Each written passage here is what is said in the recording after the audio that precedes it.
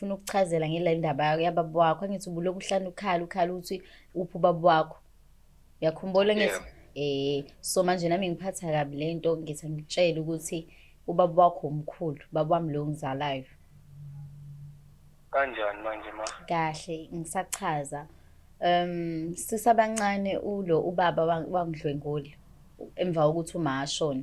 So bengingakwazi ukuthi ngitshela abantu community ngoba bengisabisa ethi uzongibulala. So manje I think ngoba sekuyisikhathi nanokuthi ubaba akasekho, so isona isikhathi ukuthi ngikutshele ukuthi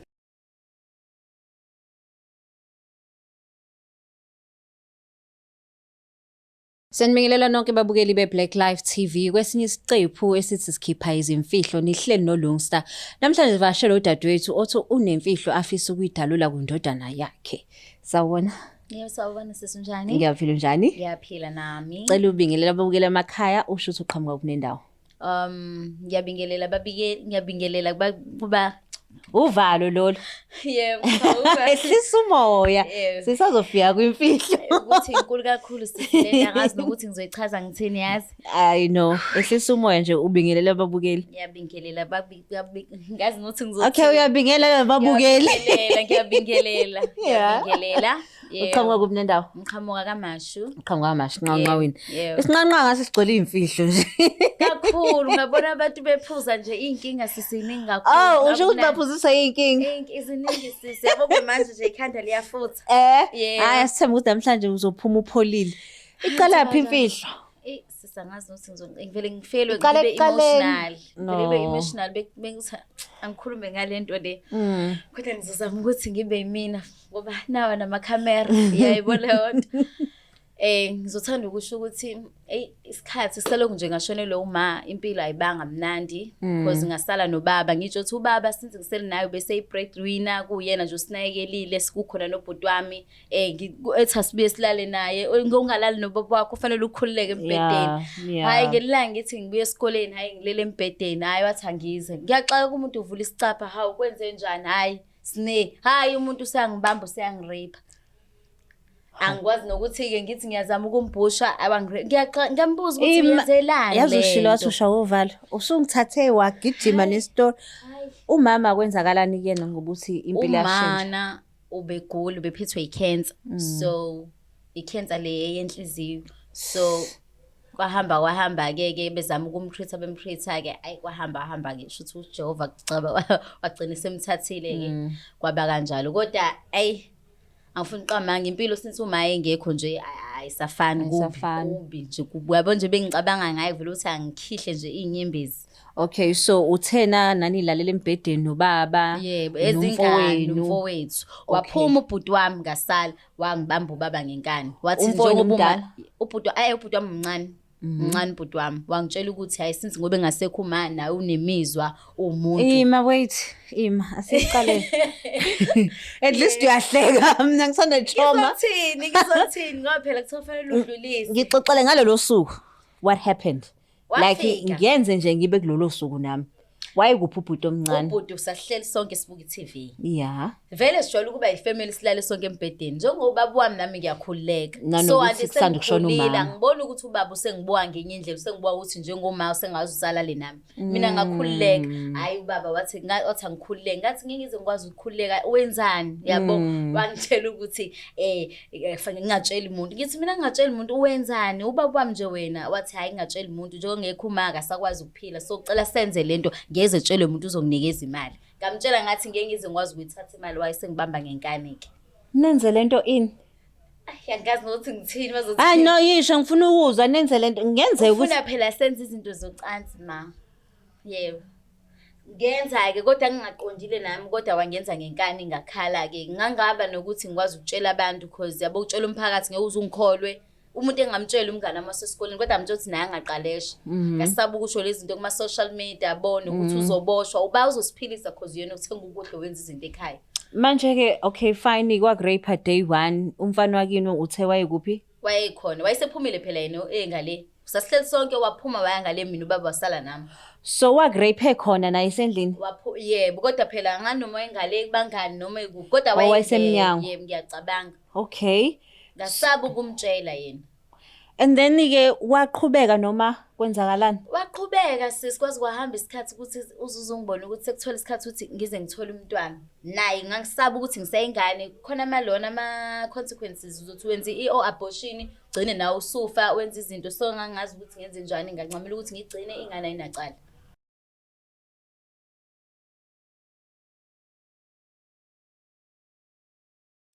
Akekho esikoleni angithi? Nansi Siri. Yeah. Usephumile. Lo. Hayi njani? Ngiyaphi. Ngiyaphila. Ukhuluma noLungsta la ka-Black Life TV kuhlelo luthi sikhipha izimfihlo. Ngihleli nomama wakho la e-studio. Ungakwazi ukukhuluma naye? Yebo. Ngicela ungibambeleke. Hello? Yama. Ya, unjani? Ngiyaphi. Ngiyaphila. Ngilana kwi-Black Life TV ngihambile ngifuna ukuchazela ngale ndaba yababa wakho angithi ubuloku uhlanu ukhala ukuthi uphi ubaba wakho.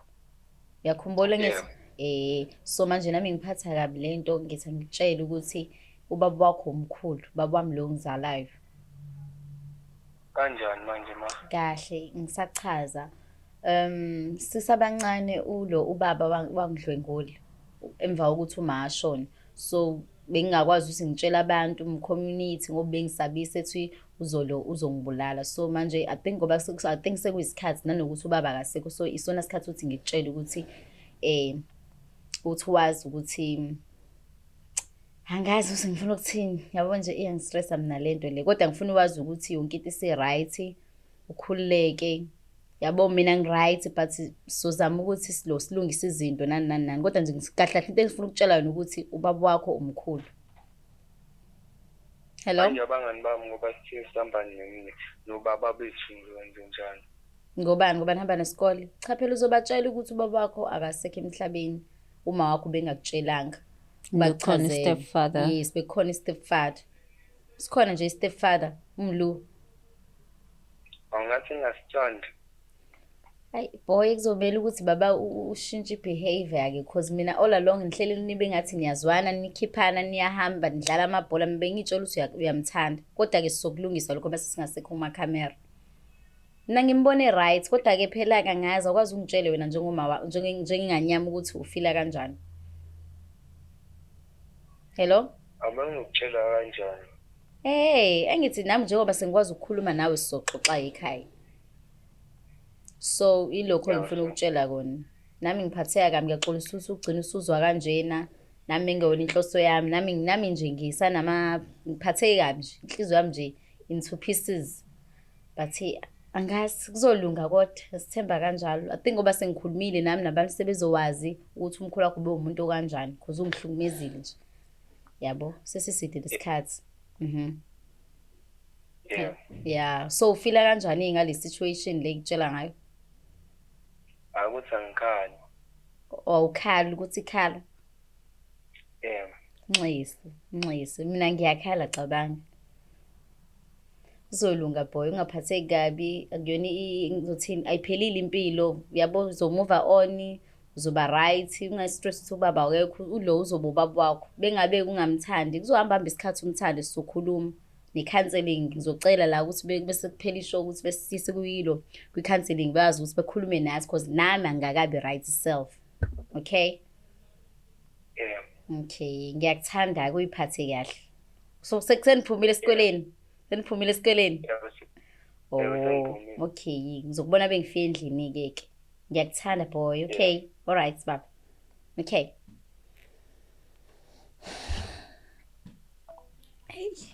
Usezivalile. Ufila kanjani? Angifuni nomcina ngemibuzo bakithi ngoba inzima le. I think usayiprocessa. Uyakuzwa but akakuzwa.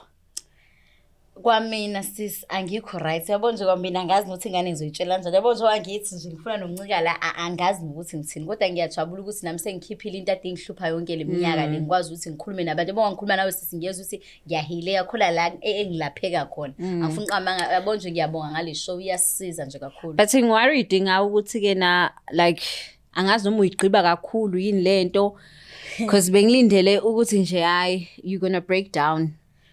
but ngiyakubona nje you yourself ububbly manje angazi noma ngibe worried ngoba ngikubona ububbly like kwamina nginama mixed emotions manje ngoba angazi abekho abantu engibasaba njengabantu ababubbly ngoba they very suicidal. Umazi umuntu ukuthi kena they going through hell kodwa ahleke kakhulu adlule thina. I think sisuke sicover the thing ukuthi sifila kabuhlungu yabo awufuni ukuthi omunye umuntu akubone ukuthi hayi lo hethekile hayi lo. So the time thina siveza ububble bethu angithi awuboni ukuthi ngineyinkinga. I think bengizama lokho and sengikhathele that's why ngithi ay nanokuthi ke by nature ngibubble yayibona leyo nto so akubonakali noma ngabe ngikhathazekile noma ngikhathazekile. Do you have ingane no stepfather lesokhuluma ngaso? Besingakabi nayo. Yes. Do you think ukuthi ninoke nibe na ingane?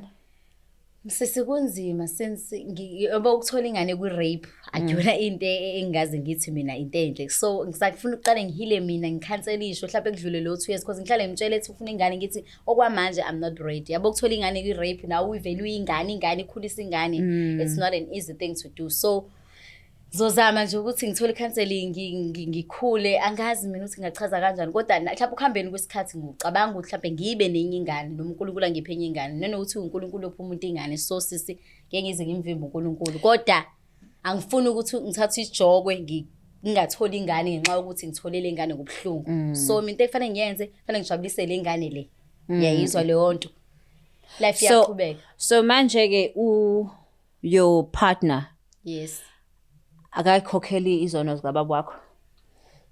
Ngingasho ukuthi sisaqala ubeyikhokhela benginyanya ngisho umuntu wesilisa umuntu ofuna ukungithinta ofuna kube boyfriend yami benginyanya kwasani bathuki ngenze yonke into because ngisana lobuhlungu lobula enhlizweni yayizwa leyo nto so kwahamba isikhathi ngabona ukuthi hayi ulo ekhuluma nami ugogo ayisine hayi uthi wonke umuntu wesilisa okhethile uzophinde enze the same thing zama mhlawumbe mnika i-chance uzoba right lo and especially kubaba wakho i-protector yakho kunzima sisi nawe uyacabanga usuyifaka ecathuleni zabo ukuthi ungafila kanjalo umuntu okuzalile ukuthengela ingcenge and then usiyagrape igcineni so nje it's very hard angifisela omunye umuntu so i-advice yami nje ngayisho ukuthi yabona izingane zigadi umuntu engatshela ukuthi uhleli nobaba ubaba uyashintsha ke la ngabe isilwane kodwa hayi wonke umuntu no not vele hayo so nje ngiyafisa ngathi yabo but ke I'm glad ukuthi ke na u-opte for i-counseling for and your son which is going to be good for you guys because right now uvuma uyebo no yes no lo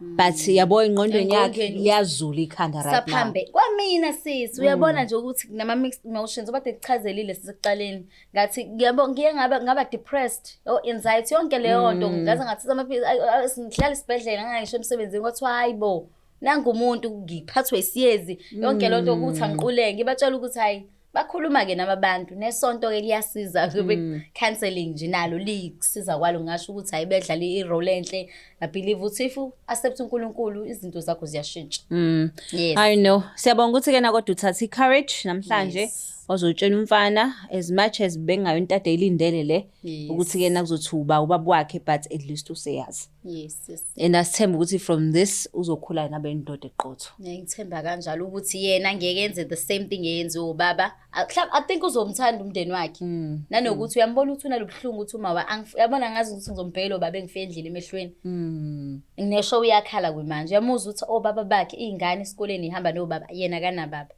okay so thini uNkulunkulu othathayo uNkulunkulu oshiyayo kuthiwa konke kusebenzelana kube kuhle kwabamthembayo so right now sisithembe yena yes sithembe yena yo nezela ke babukeli beBlack Life TV umfana omncane bakithi asithembe ukuthi uzoqina abe right kodwa futhi sithembe ukuthi uzofunda ukukhuluma akukhiphe konke kusenhlizweni yakhe ukuze akwazi ukuqhubeka nempilo yakhe ephambili obaba bakithi namadodakazi obaba you're supposed to protect amadodakazi inina amahawu amadodakazi maselinyazwa inina hayi kwesinye istory phela leso ke shuthi ngisho noma kuthiwa bayashada ninikeza abakhwenyana babo ama potential husband i-right yokuthi babalimaze ngoba nina nihlulekile azizameni uprotect amadodakazi ethu siyabonga kakhulu ukuthi nibe nathi namhlanje kwesisiqephu esithi sikhipha izimfihlo please don't forget to share like and subscribe siyabonga kakhulu